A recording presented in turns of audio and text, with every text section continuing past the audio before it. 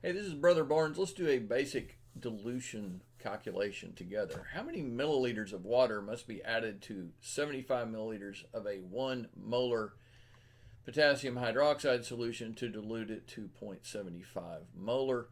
And I do acknowledge that these probably should be pointy M's, and they're not.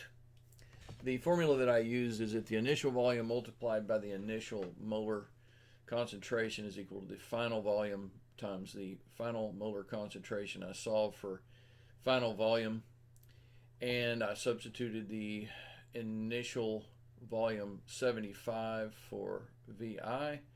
The initial molar concentration is 1 molar and the final molar concentration desired is 0.75. Moles over moles cancel. So basically I have 75 divided by 0.75. We'll think about this for a second. It was 75 divided by 7.5. That would be 10, right?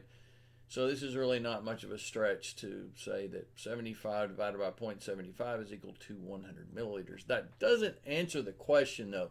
That gives you the final volume. It says how many milliliters must be added to 75 milliliters. So if you're adding to 75 to get 100, how much would you be adding? Here's your final answer.